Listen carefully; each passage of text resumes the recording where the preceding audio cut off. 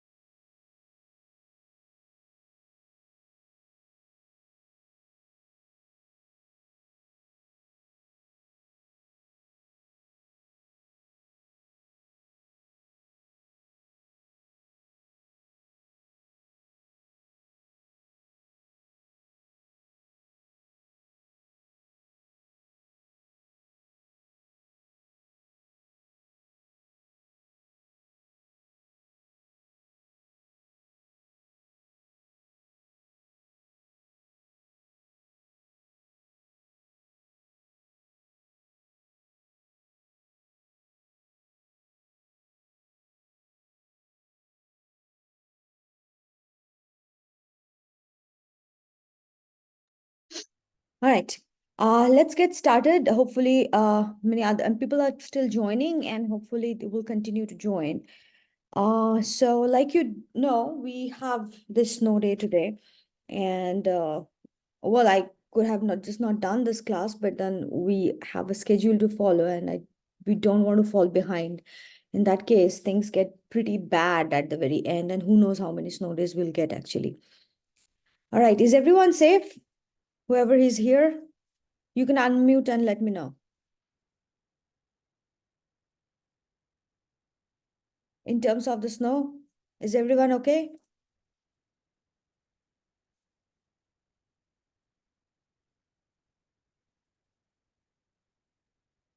Yeah, I'm okay. Okay, all right. Okay, so let's get started. So we were talking about chapter 2 and we were talking about macromolecules, right? So let's do a quick recap. And while I'm asking you these questions, you actually can unmute and answer me the questions. So And these slides are already posted, so you should not have any problem in accessing them. Okay, so I was anyway planning to do this in class. So quick recap. Take a look into these compounds and tell me which of this following is actually an organic compound, and then tell me why among these options. You can unmute and let me know.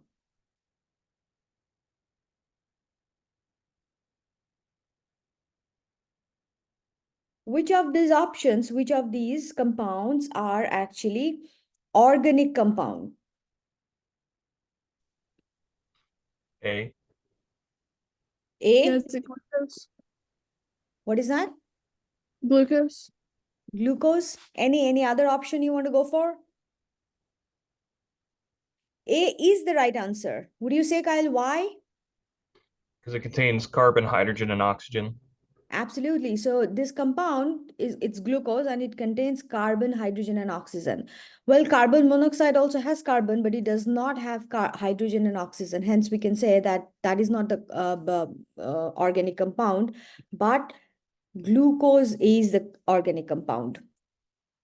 Second one, what's the range for human pH? 7.35 to 7.45. 7.35 to 7.45. That is correct. And then more hydrogen ion means lower pH. Does this mean that the solution is acidic or basic?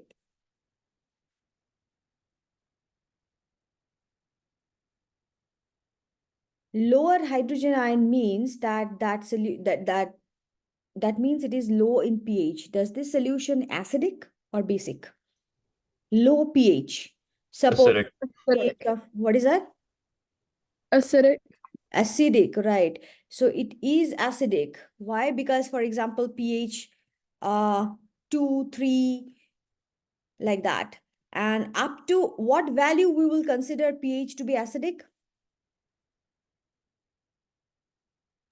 Lower than 5. Lower than 7, actually, because 7 is 7. neutral. 7 means pH of 7 is neutral. And then we will consider anything lower than that as an acidic pH. Okay. All right. A solution is of pH is 12. Is this acidic or basic? And which ion is more here, H or OH? That's basic. That is basic. And which ion is more here, hydrogen or hydroxyl? Hydroxyl. The OH Hydroxyl. minus. Yes, OH minus. We do know that when pH is low, then we have more hydrogen ions. And when pH is high, that means it is basic and we have more hydroxyl ion. Awesome. Now, what kind of reaction do you see in the screen? So this glucose and fructose combining with each other, forming a molecule of sucrose, and in the process, we are also losing a molecule of water. So what kind of reaction is this? Remember two things we said, dehydration synthesis and hydrolysis. So what reaction is this? Dehydration. Dehydration, you're right. This is dehydration, but dehydration synthesis also because we are producing something new. So this is dehydration synthesis.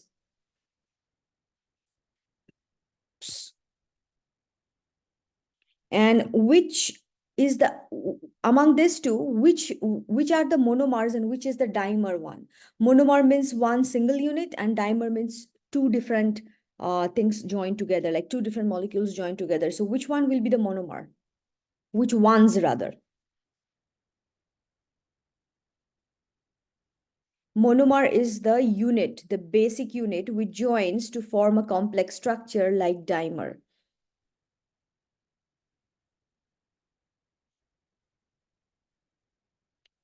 Let me quickly back this up. So glucose and fructose, these are the monomers. Both of these are the monomers. Monomers means they are also monosaccharide because these are carbohydrates, so they are also monosaccharides. And they have joined with each other and formed the structure sucrose, which is a dimer. All right. Okay, these slides are published in Canvas. Please practice them for exam. All right. Any questions from the here?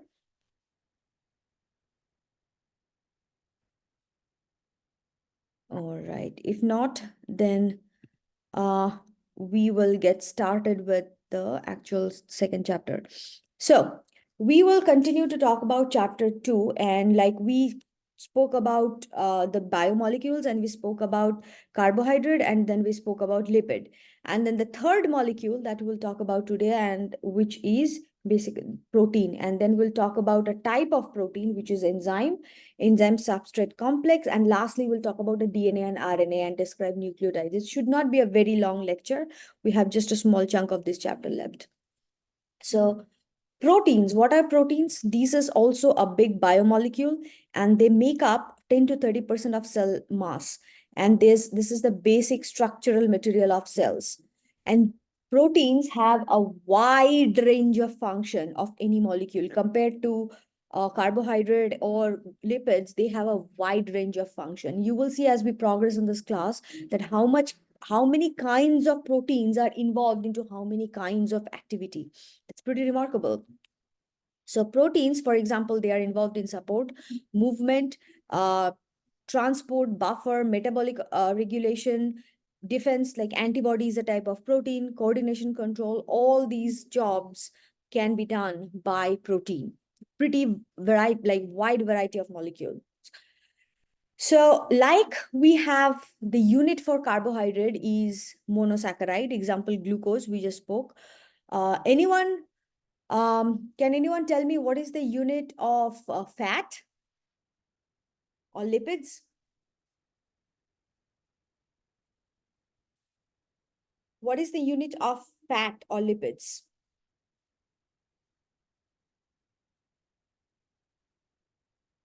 What are lipid made up of?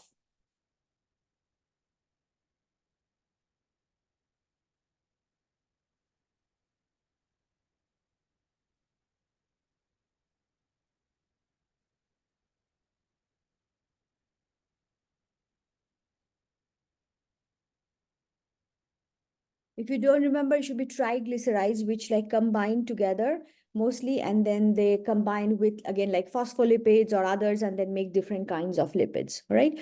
Similarly, we have protein, we have different amino acids. These amino acids actually join with each other. There are 20 different amino acids. A variety of their combinations actually make different kinds of protein. Like amino acid A1, 2, 3, 4, 5, 6 might make one kind of protein, but 1, 2, 3, 4 will make another kind of protein.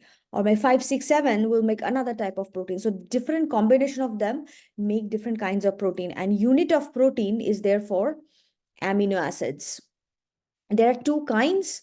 One is the essential one, like histidine, lysine, and some are non-essential one, like alanine, aspartic acid, like that. Non-essential ones, we have this in our body, but the essential ones are the ones that we need, but we don't produce in our body. So we actually supplement essential amino acids from outside food source. And amino acids, they join with each other by a bond called peptide bond. This is a super important thing that you must remember. So amino acid 1, suppose, join with amino acid 2, and while they do that, they form a bond, and this bond is basically the peptide bond. Okay.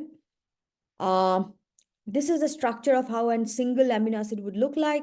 They will have a COOH again, so that will make them an acid, give them a name of acid. It will have a NH2, it will have a carbon, and it will have an R, which is a variable group, which will actually change from one to another amino acid. You do not need to remember this biochemical structure, but understand the concept that how they join with each other and they form peptide bonds. For example, this is amino acid 1, this is amino acid 2. They join and they form a peptide bond among themselves, and thus they form a dipeptide because two peptides are joined, two amino acids are joining. So since we are producing something new and we are losing a water molecule, what will be this reaction? Reaction A. Will this be dehydration synthesis or hydrolysis?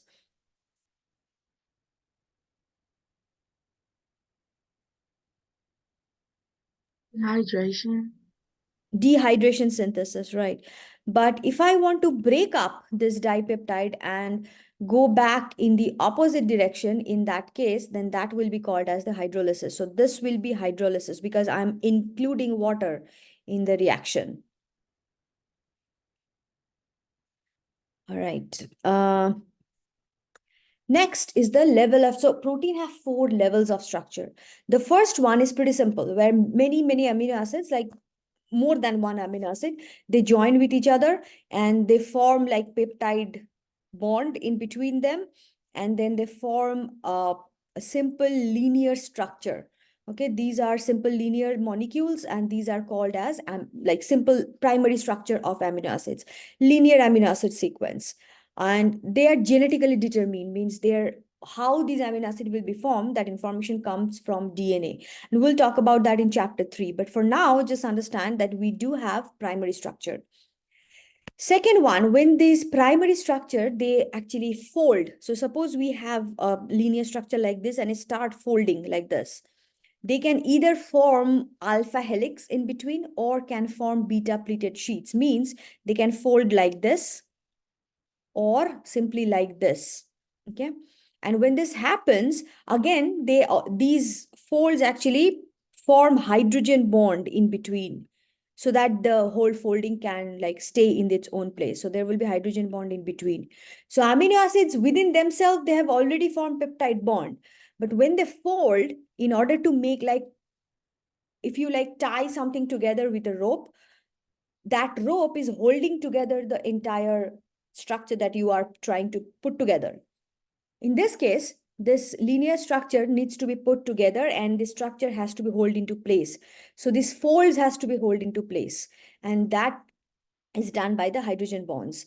These folds are called as 2 kinds of folds it can form, beta pleated sheet or alpha helix. So whenever you hear that a protein structure has alpha helix and beta pleated sheet, that means it's a secondary structure. The linear structure have folded a little bit. In the tertiary structure, it will fold a little bit more. So the alpha helix and the beta pleated sheet are folded even more and become more compacted, simply. Now, the most complex structure is the quaternary structure, right? The quaternary structure means, quarter means 4. Okay, so here we have 4 chains of amino acids, 4 chains of polypeptides or amino acid chains, really. And within them, they're like here, this is an example of a hemoglobin protein where there are 4 chains, and it also has heme group associated with this. So this is called as the quaternary structure. So 2 or more polypeptide chain, right? They will join with each other. Now, remember, when these polypeptide chains are joining, they are already in tertiary structure.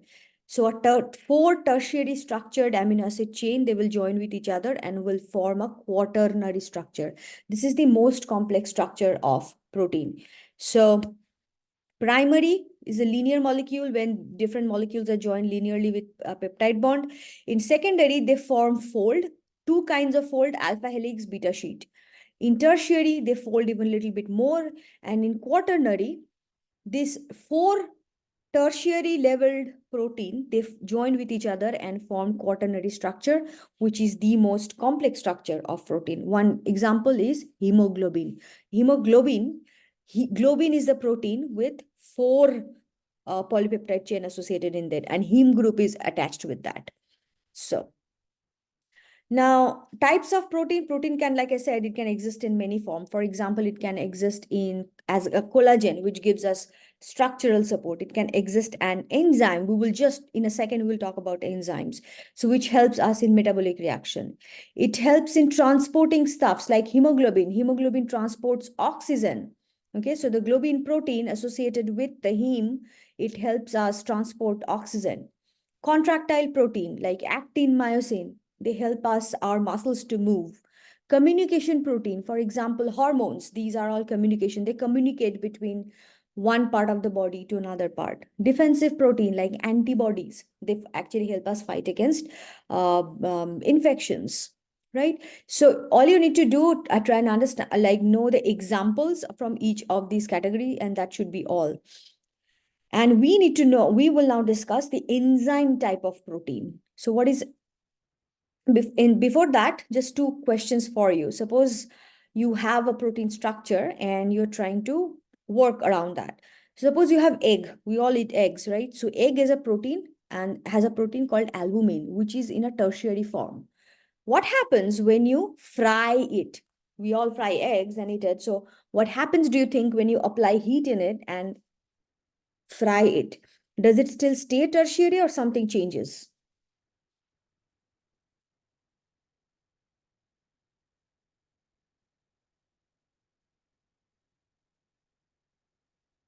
What do you think? When you apply heat, then what can happen to a complex structure? Will it stay that complex or something will change?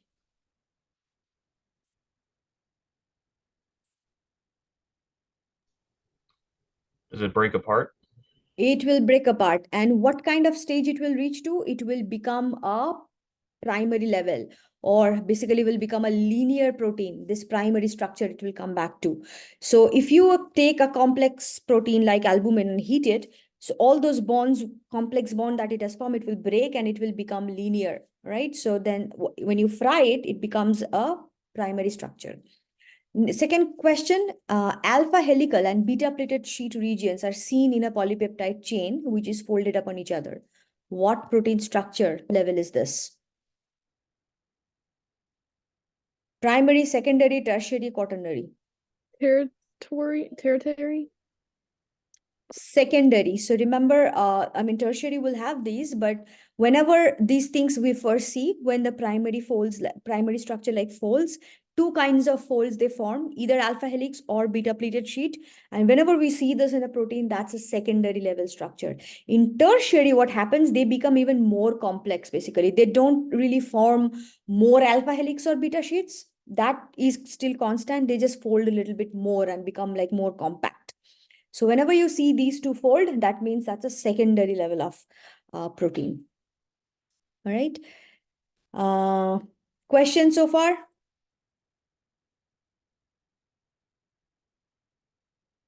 All right, then let's talk about enzyme. So enzyme is a type of protein, okay? And enzyme is a specific type of protein that we're going to discuss an example. Enzyme is something that helps us in chemical reactions, okay? It acts as a biological catalyst. It will have an active site, it will have a substrate. Like, for example, one enzyme will only have its own substrate. For example, suppose you are trying to oxidize something, you will use oxidase. So it will have its own substrate. You are trying to hydrolyze something, means trying to add more hydrogen in it, then it will have its own substrate. The enzyme, the name enzyme will always come with an ase suffix. For example, sucrase. Sucrase, it will have the substrate of sucrose. Means sucrase will not work on any other substrate other than sucrase itself. Okay. So they are very specific, substrate specific. They have an active site and they help us in catalysis or enzymatic reactions. So this is how enzyme really works. So we have an enzyme, and suppose two amino acids, just now we discussed, they are the two substrates. So substrates are the stops or the reactants of a reaction. So suppose they are reacting. So what they're trying to do, from two amino acids are trying to become a dipeptide, and this enzyme is helping them in this process. So this enzyme will have this active site where these two substrates will come and bind. And remember, the substrate does not bind to the enzyme to any other place other than the active site. So in other words, active site is the site where the enzyme will bind to the substrate. It will only, enzyme and substrate will bind only and only in the active site. After this is formed, now we will call this as an ES complex or enzyme substrate complex. All right. When this is done, now then the bonding or the peptide bond will be formed between the two amino acids. So now the job is done. Now these two single amino acids will come out as a dipeptide with the peptide bond, but the enzyme itself, nothing happens. It just comes out of the reaction as it was before. So enzyme, this is a characteristic. They are part of this catalysis reaction, but not necessarily they don't change any form. Only the substrate or the product changes its form. The enzyme, there is no change in its form. All right. Now, that's enzyme. Pretty simple. Couple of things you have to remember here. What is enzyme? What kind of molecule it is? It's a protein. It has its own substrate. When it binds to that, forms an ES complex. What is the site where the enzyme and substrate bind with each other? Active site. active sites. And when the job is done, when the reaction is done, the substrate will convert into a product, for example, here dipeptide, but the enzyme will not change any form. And any enzyme, how will you identify it? It will come with an ase as a suffix, right? The last molecule we'll talk about is DNA, RNA, are basically nucleic acids. So this was first discovered in the nuclei, hence we call it as a nucleic acids. They form genes. They are composed of carbon, oxygen, hydrogen, nitrogen, and phosphorus. So phosphorus is something new here. Nitrogen is still present in amino acids. Amino acids have nitrogen. Let's quickly go back. For example, here you can see amino acid has still nitrogen. So other molecules, other biomolecules might have nitrogen, but the unique thing of nucleic acid that other than carbon, hydrogen, oxygen, nitrogen, it will also have phosphorus, and that's the unique part of this molecule. These are the largest biomolecules of the body, two kinds, DNA or RNA, okay?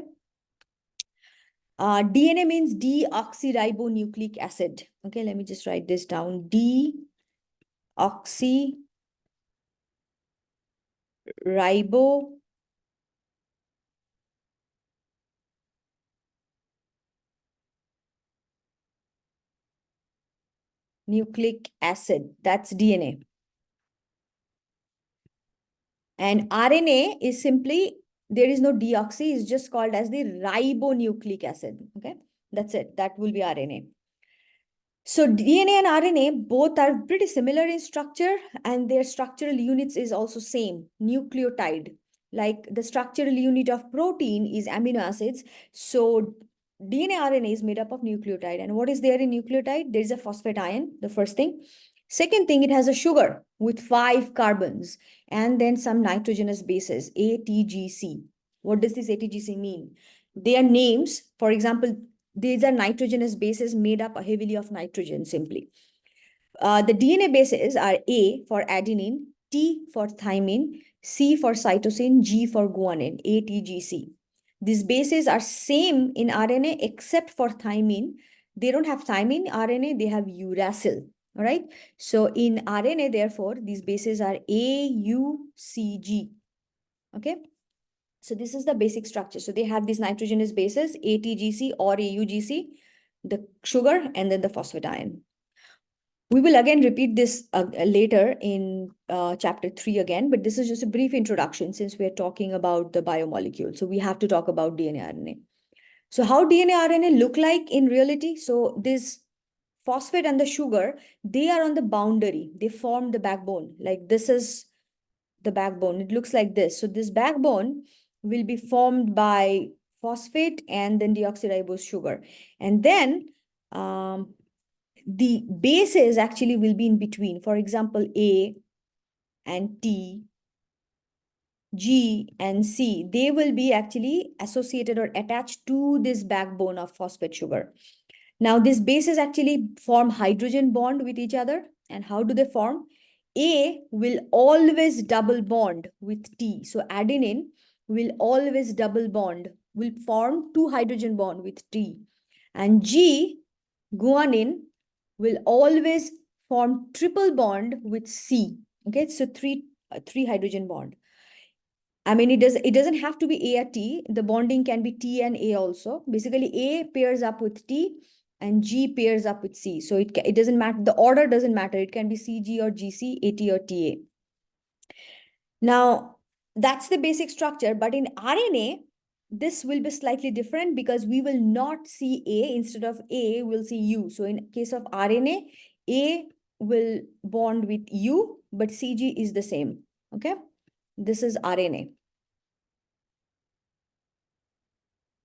And this is DNA. All right. So this is how it looks like now I said. So this is the backbone. This is the backbone.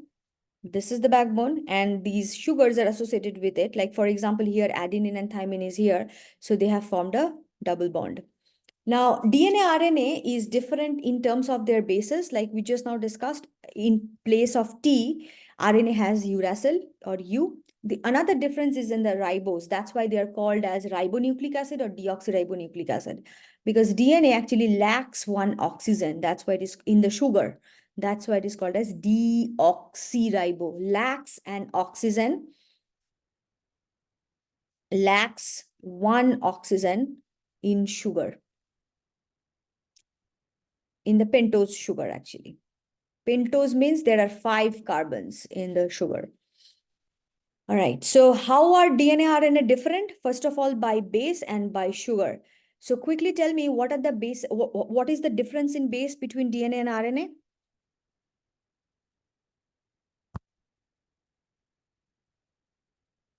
What are the bases we have in DNA? We have, Sugar, phosphate. no, the bases I'm talking about, adenine, cytosine, guanine, and what is the other one? So we have adenine, and that's what's the other one?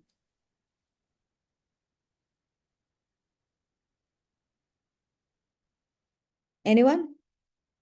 Let's go back. So what are the bases?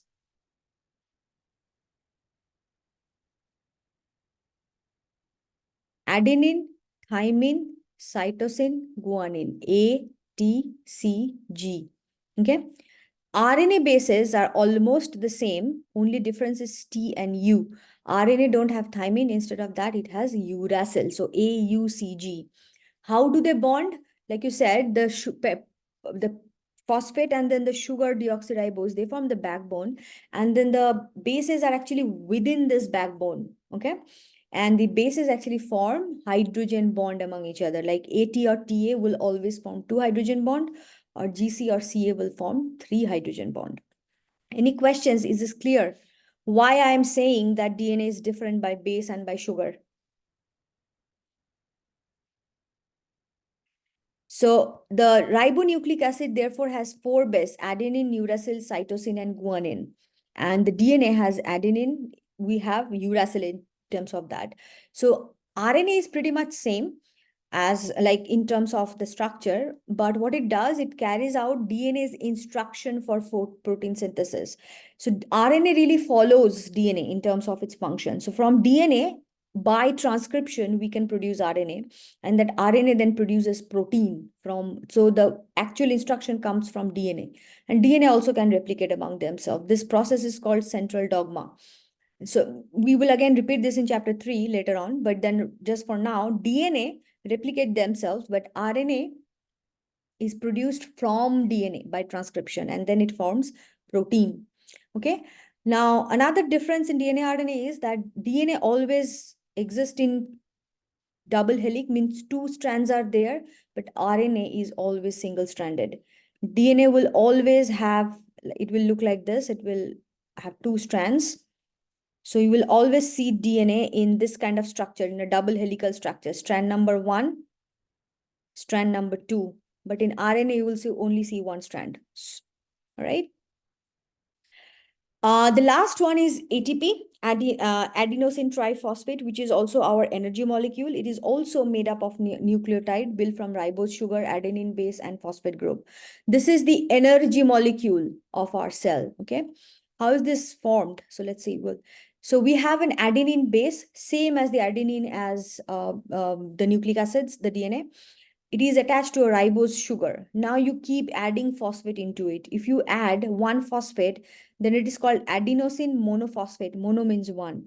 If you add 2 phosphate, then it is called diphosphate, ADP. If you add 3, then we get our molecule ATP. And these are the high energy phosphate bonds that actually releases energy when we need it.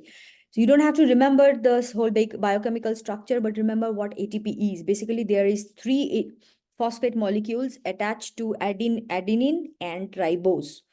Okay. So here also adenine base, ribose attached to 3 phosphate sugars. If you have this big molecule of ATP, and how do we get the energy? We actually undergo hydrolysis, and then when we do that, then these phosphates are released, and so because we are breaking this high energy bond, at the same time, this energy is also released. This actually is our cell energy, provides us to do all form of activity, metabolic activity, anything that we are moving around, running, doing whatever we are doing right now. You're listening to me. That's all is contributed by ATP. It produces the cell energy. All right. So this is the energy currency. We have high energy phosphate over there, and ATPs can be produced aerobically in presence of oxygen or without oxygen as well. All right, so that's the lecture. It's not a very long lecture, but quickly, let's back up again on DNA, RNA, because this is where actually students find this really confusing. So quickly, what are the different bases of DNA? And I will not say, you will tell me what are, if it's wrong, then it's fine. Just tell me what are the 4 different nitrogen bases of DNA. Adenine, thymine, cytosine, and guanine. Absolutely. Adenine, thymine, cytosine, and guanine. And what are the bases for RNA, nitrogenous bases?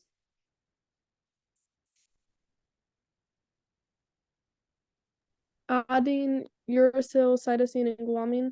Yes. And suppose in RNA, how these nitrogen bases likely form bond with each other? Like who bonds with who?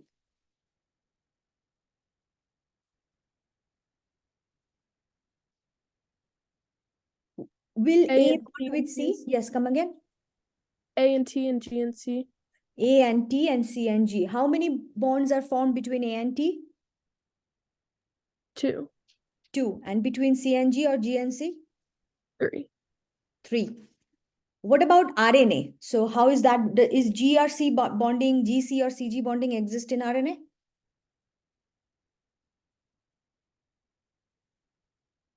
RNA Yeah. has these bases, yes. But what about the AT? Does AT bond exist in RNA? No, it's A and U. A and U, fantastic. So therefore, the nucleotide, which is the unit of nucleic acids, will have all these bases, pentose sugar and phosphate. How is the pentose sugar different in DNA, RNA?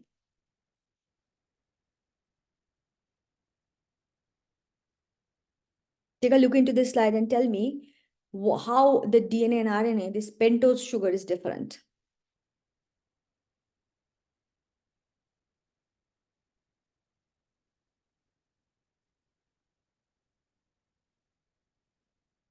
Oh, sorry. It is different by the absence of this oxygen. That's why we call it deoxy, no oxygen. So one oxygen is less in DNA, and RNA has this oxygen, okay, in the sugar. Both are pentose sugar, 5 carbon, but DNA actually lacks 1 oxygen. So DNA, RNA, therefore, is different by base and then by this sugar. Also, a little bit structurally, because DNA has 2 strands always attached together. DNA cannot exist with 1 strand. But RNA will exist in 1 strand. So they typically actually exist generally in 1 strand. When they need to form bonding, then they will bond, but otherwise they will exist in 1 strand. All right. I also mentioned in the announcement, so this is about the lecture, that you will have an assignment due. On Monday, we'll have normal class where Haley is going to teach you the class, and she will get started with chapter 3. Now, both of these, since our exam is coming up, so I just created a small assignment, and let me show it to you. Where is it? So if you go in your page, let me show it to you as a student view. Go down, and this says exam 1 practice activity. So here is the practice activity, which has chapter 1 questions from chapter 2 and chapter 3. So when you get done with this, then right under it is the submission button. So you can go here and submit this. Go here and submit it. But this is due by January 27. Well, you can get started with this right now, but I highly recommend submit this after Monday's class. Okay, do not rush into it, because there are certain things that needs to be discussed, which Haley will discuss on Monday. And after that, you can go ahead and submit it after Monday's class. This lecture is recorded. If some people who missed it, they will be able to see this lecture. And also right after this lecture, within 5-10 minutes, I'm also going to remind you about that assignment. All right. Any questions about the lecture, the assignment, where to find it? This was a short lecture. Thankfully, today was the snow day, and I just didn't want to fall behind, because we don't know how many snow days we'll have. So any questions? What other assignments do we have coming up? What other assignments are coming? Good question. So here, I will be opening up these lecture quizzes because I just finished lecture quiz like chapter 1 and chapter 2. I will be opening up them very soon.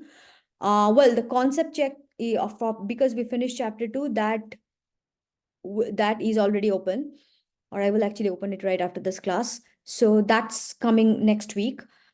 These lecture quizzes will be due around your exam. Okay. And then the written assignment reflection. And this will be due actually after at least 1 week after your exam. So the content will be same as you have in chapter 1, in exam 1, chapter 1, 2, and one part of chapter 3, but this will not be due immediately. What is due immediately is this concept check, the extra credit assignment that I gave you, that will be due immediately. These two will be due, and the quizzes, but not next week. It will be probably the week after like around your first exam. Make sense? Yes, thank you. All right. And when I'm back on Wednesday, I'm going to remind you I'll give you a whole list of assignment that is coming up. So that's fine. And Haley will also remind you of the reflection assignment on Monday. Anyone having trouble with mastering, registering anything, let me know. I mean, even though I won't be like in campus, maybe in the morning time on Monday, but I will be accessible with email. So that should not be a problem. But Haley will not know much about the mastering, so that you will have to ask me. Any questions?